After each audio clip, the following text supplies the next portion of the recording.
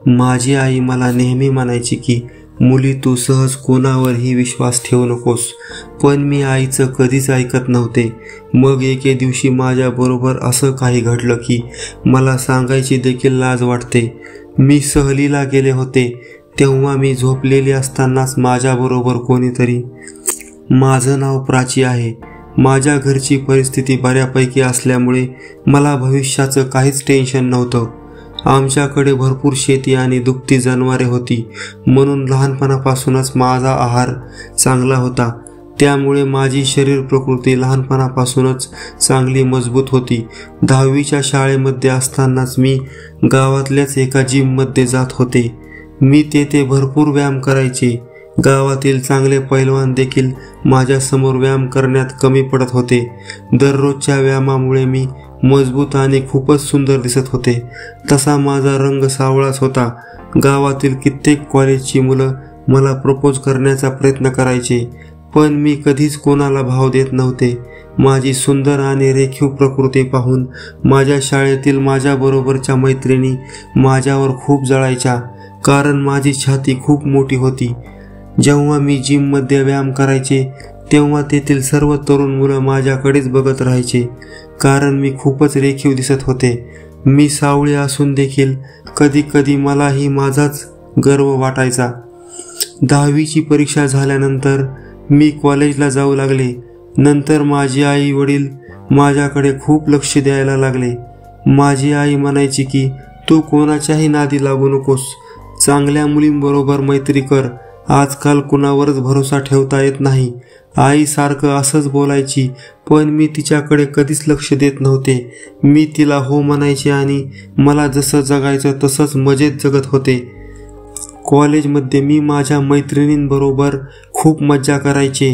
मैत्रिणीमुळे माझे 2-4 मित्रही झालेले होते, पण ते चांगले होते.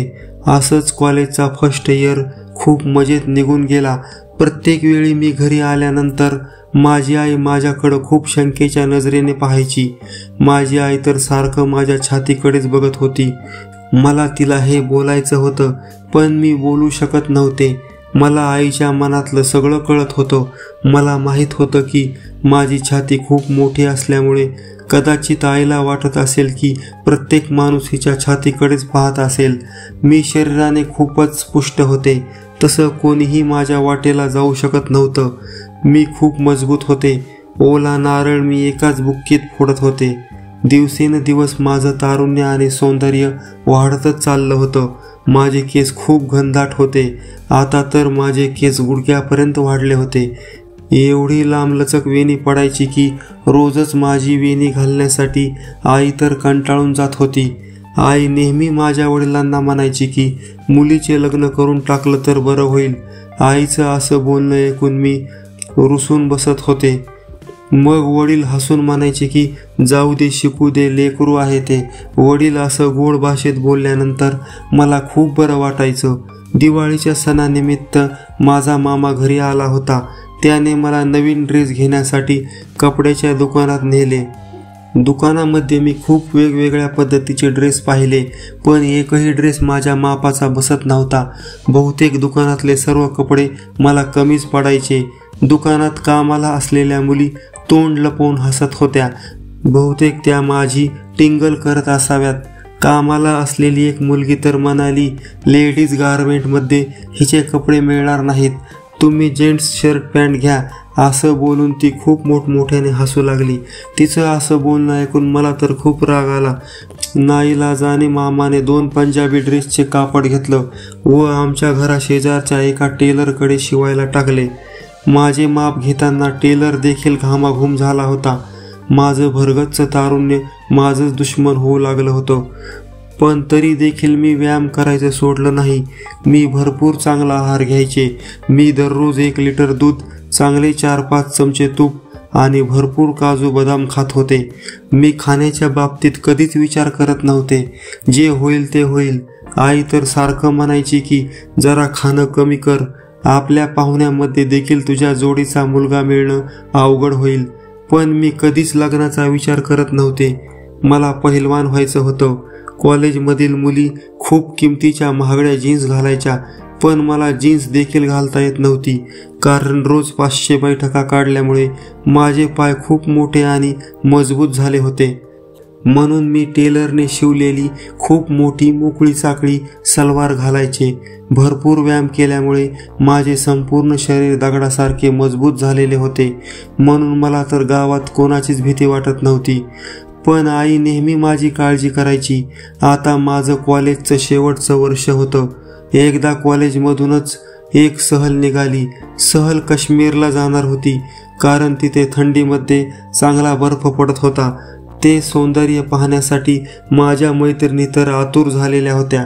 केव्हाच माझ्या सर्व मित्रमैत्रिणींनी सहलीला जाण्यासाठी बुकिंग करून ठेवली होती, पण माझे कशातच काही नव्हते. मला माहीत होतं की माझे आई वडील मला एवढ्या लांब कधीच जाऊ देणार नाहीत, म्हणून मी घरी सहलीबद्दल विचारलंच नाही. मी सहलीला येणार नाही हे माझ्या मैत्रिणींना कळताच त्या माझ्यावर बळजबरी करू लागल्या. मग त्या दिवशी माझ्या मित्रमैत्रिणी माझ्या घरी आल्या आणि माझ्या आई वडिलांना मला सहलीला येण्यासाठी विनंती करू लागल्या. तरी देखील माझी आई सहलीला जाण्यासाठी नकार देत होती. मित्रमैत्रिणींनी खूप विनंती केली, तेव्हा माझ्या वडिलांनी होकार दिला. तेव्हा मला सुद्धा खूप बरे वाटले. मी लहानपणापासूनच कुठेच गेलेले नव्हते. मी माझ्या गावातच माझ्या आत्तापर्यंतचे आयुष्य जगलेले होते, म्हणून मला बाहेर फिरायला जाण्याचे खूपच कुतूहल वाटायचे. मी कधीच बर्फाचा पाऊस पडताना पाहिलेला नव्हता, ते आता मी काश्मीरला जाऊन पाहणार होते. मला तर याचे रात्री स्वप्न देखील पडत होते. आम्हा सर्व मैत्रिणींना तर कधी जाईल असे होत होते. मग तो दिवस उजाडला. माझ्या आईने माझी पिशवी भरली. पिशवीमध्ये खूप खाण्याच्या वस्तू दिलेल्या होत्या, कारण आईला माझा भला मोठा आहार माहीतच होता. आता 7-8 दिवस माझा व्यायाम देखील बंद पडणार होता याची मला खंत होती. पण मला ते निसर्ग सौंदर्य पाहायचं होतं जे काश्मीरमधून लोक येत होते. ते सांगायचे की काश्मीर म्हणजे पृथ्वीवर एक स्वर्गच आहे. तो स्वर्ग मला माझ्या डोळ्यांनी पाहायचा होता. खूप दूरचा प्रवास करून आम्ही सर्वजण काश्मीरमध्ये पोहोचलो. खूपच गारवा होता वातावरणात. आम्ही हळूहळू पुढे जात होतो तेव्हा छानपैकी बर्फाचा पाऊस पडत होता. रात्री विश्रांती करण्यासाठी साधारण छानपैकी हॉटेल आम्ही बुक केलेले होते. त्यात आम्ही सर्व विद्यार्थी थांबलो होतो. आराम घेऊन दुसऱ्या दिवशी काश्मीरच्या पर्वतावर शिक्षक आम्हाला घेऊन जाणार होते. खूप दूरच्या प्रवासामुळे आम्ही सर्वजण थकून गेलो होतो, म्हणून रात्रीच्या जेवणानंतर सर्वांनाच गाढ झोप लागली. जेव्हा सकाळ झाली तेव्हा मला तर खूप थंडी वाजत होती. मी हातपाय आखडून झोपायचा प्रयत्न करीत होते. झोपेतच रात्री घेतलेले अंगावरचे पांघरून वरून चाच पडत होते, पण ते कुठे गेले होते हे पाहण्याची देखील शुद्ध नव्हती. जास्तच गारव्याची झुळूक येऊ लागली. मी झोपेतून जागे झाले आणि पाहते तर काय, मी कुठेतरी बर्फामध्ये आहे. आजूबाजूला पाहिलं तर माझ्या मित्रमैत्रिणी कोणीच नव्हतं. मी तिथे एकटीच होते. हे असे अचानक पाहून तर मी खूप घाबरले. मला वाटलं की मी हे स्वप्नच पाहत आहे, म्हणून मी हाताने चिमटा घेऊन पाहिला, पण हे स्वप्न नव्हतं. मी उंच पर्वतावर कुठेतरी एकटीच होते. हे असं अचानक पाहून माझं हृदय धडधड करत होतं. चोहीकडे पाहून झाल्यानंतर माझं लक्ष माझ्याकडे गेलं, तेव्हा माझ्या तर पायाखालची जमीनच सरकली. माझ्या सर्व अंगावर काटाच फुटला, कारण माझ्या अंगावर तर 1 इंच देखील कापड शिल्लक नव्हते. मी पूर्ण निर्वस्त्र होते. आता तर मला खूपच विचित्र वाटू लागलं. मी तिथेच बसून रडू लागले. माझ्याबरोबर असे कोणी केले असावा, मी याचा विचार करू लागले. मी तर आजपर्यंत आरशासमोर देखील कधी निर्वस्त्र उभा राहिले नव्हते आणि आज एवढ्या मोठ्या मोकळ्या जागेत माझ्या अंगावर काहीच नव्हतं. व्यायाम केलेलं मजबूत आगडबंब माझं शरीर आज झाकलेलं नव्हतं. माझ्या मजबूतीचा मला आज उपयोग झाला होता, कारण मला एवढ्या बर्फात देखील जास्त थंडी लागत नव्हती. पण मी एक स्त्री होते हे असं माझ्याबरोबर होणं मला खूप लाजिरवाणं वाटत होतं. मी कितीही मजबूत असले तरी माझ्या अंतर्मनात लाज होतीच. त्यामुळे मी या प्रसंगाला तोंड देऊ शकत नव्हते. मी पूर्णपणे मनाने खचले होते. मी आजूबाजूला खूप शोधाशोध केली, पण कुठेच माझे कपडे भेटले नाहीत. मी खूप दूर पाहत होते, पण कुठेच माझ्या शरीराला गुंडाळण्यासाठी काहीच सापडत नव्हते. आता तर मला खूपच भीती वाटू लागली. जर कोणी पुरुष इथे आले तर ते मला अशा अवस्थेत पाहतील. मी तर याची खूप चिंता करू लागले. क्षणोक्षणी माझे हृदय धडधड करत होते. माझ्या हृदयाची ठोके मला स्पष्ट ऐकू येत होती. मी आजपर्यंत कधीही स्वतःला एवढे कमजोर समजले नव्हते, पण आज मला समजलं होतं की मी एक मुलगी आहे. मला देखील लाज आहे. संपूर्ण दिवसभर मी इकडे तिकडे भटकत राहिले, पण तिथे कोणीच नव्हते आणि कोणतीही वस्तू तिथे माझ्या शरीराला गुंडाळण्यासाठी भेटत नव्हती. खूप भटकंती करून मला भूक देखील लागली होती, पण खाण्यासाठी देखील तिथे काहीच नव्हते. मी उंचावर जाऊन पाहिले तर मला लांबच्या टोकाला एक गाव दिसत होते, पण मी तिथे अशा अवस्थेत जाऊ शकत नव्हते. मला आधी माझ्या शरीराला गुंडाळण्यासाठी काहीतरी वस्त्र पाहिजे होते. अशातच सूर्य मावळला आणि रात्र झाली. मी उपाशीच कशीबशी बर्फाच्या खड्ड्याच्या मध्ये दडून राहिले. झोप येत नव्हती, पण कसं तरी रडत रडत मी तिथे रात्र काढत होते. आता मला माझ्या आईचे शब्द आठवत होते. आई म्हणत होती की पोरी, कोणावरच विश्वास ठेवत जाऊ नकोस. तू तरुण आहेस, शेवटी एक मुलगी आहेस तू. पण आईच्या बोलण्याकडे मी सारखं दुर्लक्ष करायचे. आईला एक गावंढळ बाई समजायचे. मी शाळेपासून आत्तापर्यंत कधीही आईचं ऐकलं नाही. आई म्हणत होती की तू एवढ्या लांब सहलीला जाऊ नकोस. तू येथून मागं कधीही कुठेही गेलेली नाहीस. तू इतर मुलींसारखं फिरलेली नाहीस. आज मला आईचे हे शब्द स्पष्ट आठवत होते आणि ते आठवून मी खूप रडत होते. मग मला माझ्या आईचे माझ्या छातीकडे बघणे आठवले. आज माझी छाती झाकण्यासाठी देखील काहीच नव्हते. एवढे दिवस जे माझं सौंदर्य वाढत होतं, मला ज्या सौंदर्यावर गर्व व्हायचा, तेच आज माझं ओझं झालं होतं. दुसऱ्या दिवशीचा सूर्य उगवला. मला तर खूप भूक लागलेली होती, पण कुठेच काहीच खाण्यासाठी नव्हते. जवळजवळ समोरील गाव 5 ते 7 किलोमीटर लांब असावे असे दिसत होते, पण मी अशा अवस्थेत कसे जाऊ याचा विचार करत होते. माझी अवस्था खूपच बिकट झालेली होती. मनात काहीतरी वेगळेच विचार येत होते. जर इथे कोणी आले तर मला वाटत होतं की ते माझे फोटो काढतील, माझा व्हिडिओ बनवतील आणि संपूर्ण गावात माझा अपमान होईल. माझ्या वडिलांना सर्वांसमोर मान खाली घालावी लागेल, असेच विचित्र विचार माझ्या मनात सारखं येत होते. आता तर जगण्याची देखील इच्छा होत नव्हती, पण मी असे निर्वस्त्र मरू देखील शकत नव्हते. मग मी तशीच हिंमत धरली आणि यातून काहीतरी मार्ग काढण्याचा प्रयत्न करू लागले. माझ्या जिममधले शिक्षक म्हणायचे की अशी कोणतीच परिस्थिती नाही ज्यातून काही मार्ग सापडत नाही. तेच मला आज आठवले. मी तेच विचार मनात धरले आणि काहीतरी यातून बाहेर पडण्याचा मार्ग पाहू लागले. मी तसंच इकडे तिकडे चालत राहिले. तेव्हा मला बर्फातच एक छोटे कापड दिसले. मी खूप आनंदी झाले आणि धावत गेले.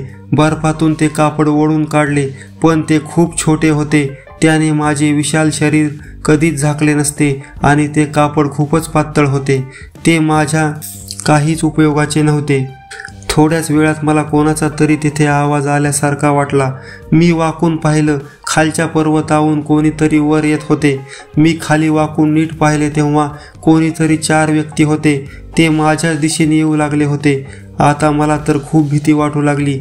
मला वाटलं की आता ते मला अशा अवस्थेत पाहतील आणि माझे फोटो काढतील, किंवा त्यांच्या मनात काही पाप आले तर ते माझ्याबरोबर काही पण करतील.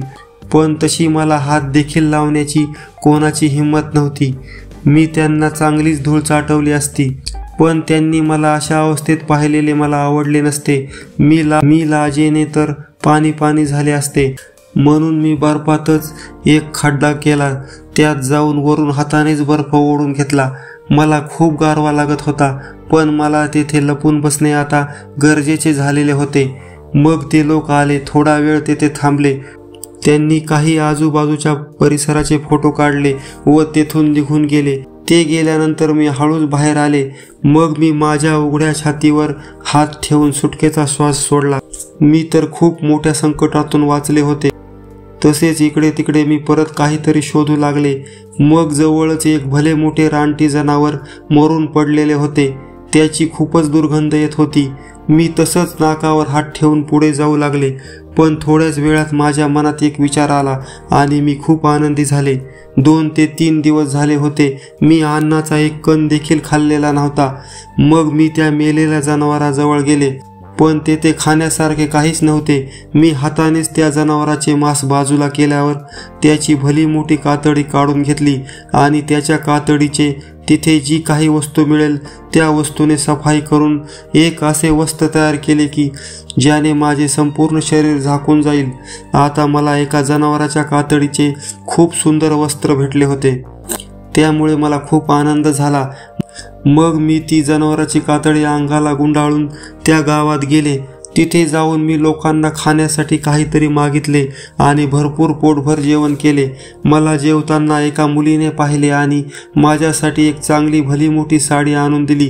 ती साडी पाहून तर मी खूपच खुश झाले. ती मुलगी म्हणाली की आपण कोण आहात आणि इथे कसं काय? मी तिला माझी घडलेली सर्व हकीकत सांगितली. तेव्हा तिने मला खूप मदत केली. मग मी हॉटेलच्याच एका रूममध्ये जाऊन छानपैकी साडी घालून बाहेर आले. मी योगायोगाने खूप मोठ्या संकटातून वाचले होते. संकट कितीही मोठे असले तरी आपण कधीच खचून जाऊ नये. प्रत्येक अंधारातून बाहेर पडण्यासाठी मार्ग सापडतच असतो. जगात असं कोणतंच संकट नाही की ज्यातून बाहेर निघता येत नाही. माणसाने ठरवलं तर तो काही पण करू शकतो. मग मी त्या विदेशी मुलीच्या फोनवरून माझ्या शिक्षकांना फोन लावला. तेव्हा ते सर्वजण माझ्याकडे आले. मी त्या मुलीला धन्यवाद दिला आणि ती तिच्या मार्गावर निघून गेली. जेव्हा माझे शिक्षक माझ्याकडे आले तेव्हा ते माझ्याबद्दल विचारू लागले. ते मला म्हणाले की अरे प्राची, एवढ्या दिवस तू कुठे गेली होतीस? आम्ही तुला खूप शोधलं. तेव्हा मी मोठमोठ्याने रडू लागले आणि माझ्या खूप जवळच्या मैत्रिणीच्या म्हणजे सावित्रीच्या गळ्यात पडून रडू लागले आणि माझ्याबरोबर जे काही घडले ते मी त्यांना सांगितलं. मग प्रिन्सिपल सरांनी आम्ही ज्या हॉटेलमध्ये थांबलो होतो त्या हॉटेलचा कॅमेरा चेक करून पाहिला. कॅमेऱ्यामध्ये तर सर्वांना असं काही दिसलं की सर्व विद्यार्थ्यांनी तोंडात बोटच घातलं, कारण कॅमेऱ्यामध्ये प्राचीवर छेडछाड करताना तिची खूप जवळची मैत्रीणच होती. तेव्हा सावित्री हळूच म्हणाली की प्राची, मला माफ कर. तुझ्याबरोबर जे काही घडलं ते माझ्यामुळेच. प्राची, तुझ्या सुंदरतेवर आणि तुझ्या उंच आणि रेखीवपणावर मी खूप जळायची. तुझे डोक्यापासून गुडघ्यापर्यंत लांबलचक असलेले केस पाहून मला खूप हेवा वाटायचा आणि त्यातच प्राची तू मला खूप गर्विष्ठपणे बोलायची. म्हणून मी तुला रात्री जेवणामध्ये बेशुद्धीचे औषध टाकले आणि तुझ्या अंगावरील सर्व वस्त्र मी काढून घेतल्यावर तुला बाहेर झोपवलं आणि मी आतमध्ये निघून आले. केवळ 5 मिनिटातच मला ट्रॅक्टर चालू झाल्याचा आवाज आला. मी बाहेर येऊन पाहिले तेव्हा तुला मी जिथे टाकले होते त्या जागेवर बहुतेक एक ट्रॅक्टरची मोकळी ट्रॉली होती. तू मला तिथे दिसलीच नाहीस. मी तुला आतमध्ये घेऊन येणार होते. मला माझ्या कृत्याचा पश्चाताप झाला होता. मी बाहेर येऊन तुला चोहीकडे पाहिले, पण तू मला कुठेही दिसली नाहीस. प्राची, तुझ्याबरोबर जे काही घडले ते माझ्या चुकीमुळेच घडले, पण माझ्या मनात तुझ्याविषयी एवढे पाप नव्हते. मला फक्त तुझ्याविषयी हेवा होता. असं बोलून सावित्री माझ्यासमोर हात जोडून रडू लागली. मला तिचा खूप राग आला. मी खूप जोराने तिला एक काना खाली मारली तेव्हा तिचा एक दात तुटूनच खाली पडला. मला खूप राग आला होता. माझी भयानक अवस्था झालेली होती. मग प्रिन्सिपल सरांनी पोलिसांना फोन करण्यासाठी सांगितले, पण मी तसे त्यांना करू दिले नाही. जर प्रिन्सिपल सरांनी हे सर्व पोलिसांना कळवले असते तर त्यात देखील माझीच बदनामी झाली असती. आणि सावित्रीचेही आई वडील खूप गरीब होते. तिच्या आई वडिलांचे देखील सावित्रीच्या वागण्यामुळे खूप हाल झाले असते. म्हणून मी प्रिन्सिपल सरांना सावित्रीची तक्रार पोलिसांना करण्यास नकार दिला. पण त्या दिवसापासून मी सावित्रीची मैत्री कायमची तोडून टाकली, कारण एकदा धोका देणारी व्यक्ती जीवनात परत कधीही धोका देऊ शकते. त्यानंतर मी माझ्या गावाकडे गेले आणि माझ्या आईच्या म्हणण्याप्रमाणे एक मुलगा पाहून त्याच्याबरोबर माझे लग्न झाले. मला कुस्तीपट्टू व्हायचे होते. आता माझ्या स्वप्नावर पाणी फिरले होते. मी आता कायमचं विसरून जाणार होते की मी एक पहिलवान आहे. कोणाला काहीच न बोलता मी गुपचूप संसार करू लागले. पण एके दिवशी माझा नवरा मला फिरायला घेऊन गेला. मला विश्वासच बसला नाही.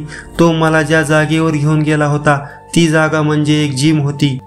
मग तो मला म्हणाला की प्राची, मी तुझा फक्त नवराच नाही तर तुझा एक जीवनसाथी आहे. तुझं मन मला कसं कळणार नाही प्राची, मी तुझ्या पाठीशी आहे. तुझं स्वप्न पूर्ण कर. माझा नवरा असं म्हटल्यानंतर मला तर खूप आनंद झाला.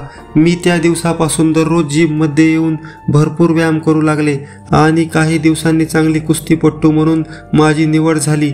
आता मी खूप आनंदाने संसार करत आहे. स्वप्न पूर्ण करण्यासाठी लग्न करू नये असं कोण म्हटलं? काही स्वप्न तर लग्न केल्यानंतर देखील पूर्ण होतात. जीवनात काहीतरी करून दाखवण्यासाठी जिद्द लागते आणि आपल्या माणसांची साथ असली म्हणजे दुधात साखरच. खरं आहे की नाही? माझ्या मित्र आणि मैत्रिणींनो, तुम्हाला ही स्टोरी कशी वाटली? आवडली तर स्टोरीला लाईक करा, शेअर करा आणि अशाच गोष्टी ऐकण्यासाठी आमच्या चॅनलला सबस्क्राईब करा. धन्यवाद मित्रांनो.